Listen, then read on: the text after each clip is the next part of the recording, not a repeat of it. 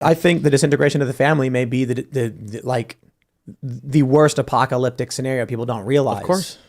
When we talk about, zombies, meteor strikes, World War III, it's like, dude, families breaking up could be worse than all of those things. No, it is, because the family is the most foundational building block of any social structure.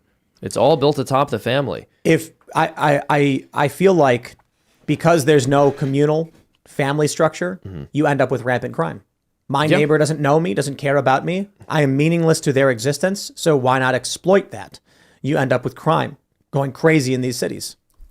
Yeah, exactly. Well, part of the beauty of family and part of the beauty, again, of what is built into us, what is built into our own nature, is the people closest to us are people we are literally biologically hardwired to want to fight for and protect in a way that we are not strangers. You can have a very good-hearted police officer who genuinely cares about you and who's even well-trained. He is not going to have the same internal motivations to fight for you the way that your brother or your father will.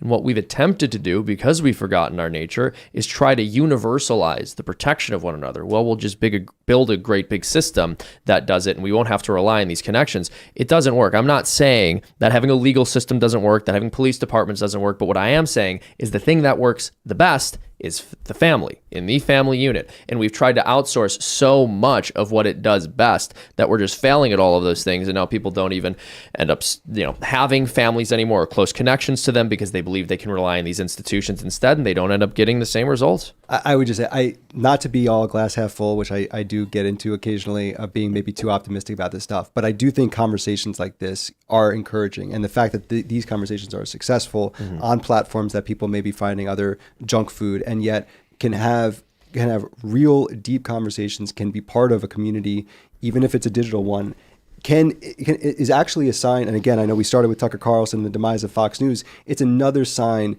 that corporate media is junk, and that conversations like this are going to win out and actually connect with people in ways that it should. These are the kinds of connections that people should be having. Have you guys ever seen A Bronx Tale? No. Movie? I've never seen it. You have seen it? But someone posted a clip on Twitter today, and I watched it. I've not seen the movie, but this clip was incredible. I think the movie's basically about like Italian mafia in the 40s or something. I don't know. I think so. What is it? 30s.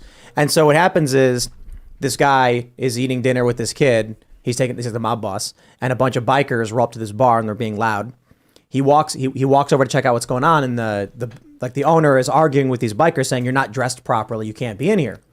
And then the leader of the biker gang looks at the mob boss and he's like, "Look, man, we just want a couple beers and we'll be out of here. We'll be out of our way." And he goes, "Spoken like a gentleman. Give these men their beers." And I was like, look at that. That's like honorable.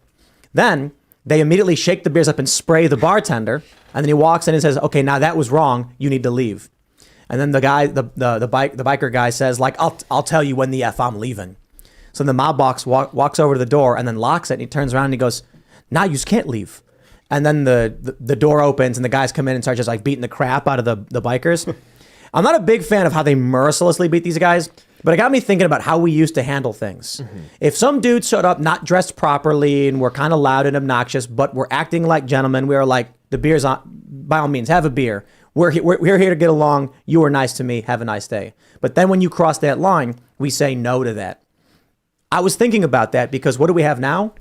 I'm watching a video of a woman in a shopping in like a Target or whatever, just like beating some woman as they're like stealing stuff, and everyone's just standing there filming or running away. And I'm like, man, what a contrast to that scene from A Bronx Tale where they're like, "We'll be nice to you if you're nice to us, but if you cross the line, we're going to drag you out of here by your hair and then tell you to leave, knock your bikes over." I mean, the scene's amazing. Yeah. But it's very, very different these days, isn't it? We let criminals run rampant. Everyone's too scared to get involved. And I think maybe it's kind of obvious to a lot of people, the government will arrest you if you try to defend yourself from crime. Or nowadays you might get shot in the ass. Well, yeah. You might get shot. I mean, I'm not jumping in a fight. Yeah.